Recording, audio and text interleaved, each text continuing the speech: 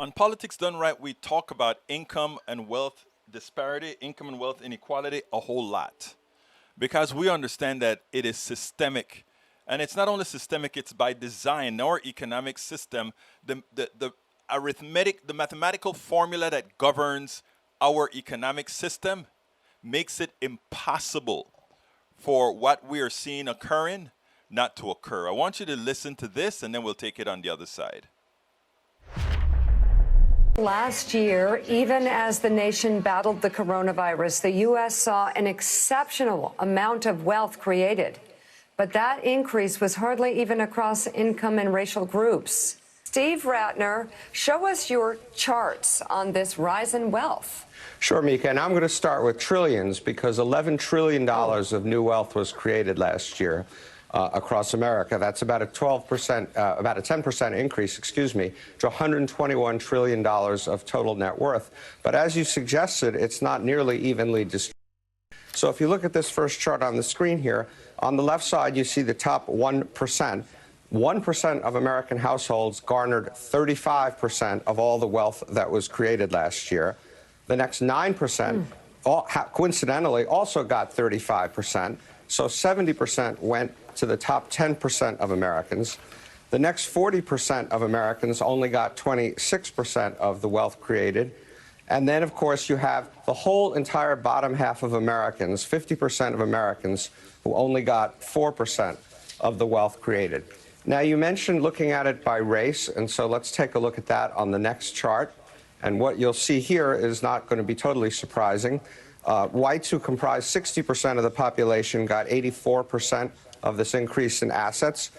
African Americans, black people, who are 13% of the population, got only 5%. And look at Hispanics, who are 19% of the population, and they got only 2% of the gain. And then, so what does the scorecard look like when you get done with all these gains? If we take a look at the next chart, what you can see is that the top 1% of Americans had an average $30 million at the end of last year. That is obviously a huge number. Remember, it includes all the people with $100 billion and more, the Zuckerbergs, the Elon Musks, the Jeff Bezos, and so on. But it did take $4.4 million to get into this category of the top 1%. So 4.4 million is the minimum, 30 million is the average, and they have their assets across a mix of real estate, stocks, private companies, and things like that. The next 9% only had assets worth, on average, $4 million. And then the next 40%, so we're still in the top half, had assets of $680,000. And 50% of Americans, the bottom half of Americans, had average net worth of $39,000. Wow. So we have not done very well at redressing the income inequality problems that we have in this country. And folks, let me tell you what is, as an activist, as a social justice and economic justice and a criminal justice activist, let me tell you what is frustrating. What's frustrating is there's nothing surprising about this, because this is what happens based on the mathematical formulas that govern our economic system. So what we do is we talk about this. We have economists on TV that talks about why this is happening. And then later on in that discussion, they started to discuss, well, that is why, because the rich folks are now scared that they have amassed so much and so many people are in dire straits that they really want something done. And that's why Amazon came out and said, yeah, they're willing to pay the taxes that Biden wants corporations to pay. That is why they came out and said, well, we want to do more philanthropy, giving away more of our money. They missed the point.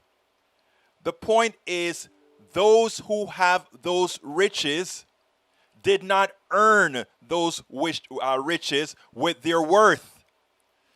It's the design of the economic system that afforded them the worth that they have based on the pieces of worth they took away from you. But the difficulty that we have is there's such an impact in the mainstream media to have you believe that this system is a meritocracy, that if you are good, if you know what you're doing, if you are willing to take chances, that more likely than not you will succeed and become have the ability to become rich, because everybody has been implanted in our minds that somehow we have a good probability of being rich, a good probability of doing very well. The fact of the matter is, it is stacked against us all. Some of us are going to make it, and I'm sure you know a lot of people who've made it fine. But for all those people that have done well, they don't show you Appalachia. They don't show you the ghettos. They don't show you the barrios. They don't show you the struggling people, all in these islands of wealth. And what we have to do is stop looking at these things superficially and start asking the question, how is the design of our economic system allowing this to happen? There's one basic formula. If the wealthy's wealth grows faster than the wealth of everybody else, they continue to get more wealthy exponentially. Because what happens is they're already on top and they have with which to expand their realm. Those that have little or nothing, they are starting from a lower basis and they can never catch up. They can never get there. The exception occurs, yes, that a friend of yours got rich because of an invention they got that was allowed to hit the market. And notice what I said, was allowed to hit the market. Because most people, like I say all the time, most people are smart, most people are intelligent. Most people won't be given the offer to come on board the train that brings them to riches. And we have to understand that this is a systemic problem. This is a problem, it's a defect in our economic system. And until we fix the economic system to really give people the ability, equal access to success, until we really fix that, we will never, ever get out of this quandary. We spend a lot of time deconstructing the news, trying to parse it into a form that everybody can understand. We try to find those little nitpicks where it flies above the fray, etc. If you really like these videos that we do, I want to ask a big favor. Please go ahead, number one, subscribe to our channel, and number two, please join if you can. Thank you so kindly for watching. Keep watching. Please remember to share. We must populate the entire internet with our progressive message, a message that we know is what most Americans say that they want. So help us, please join.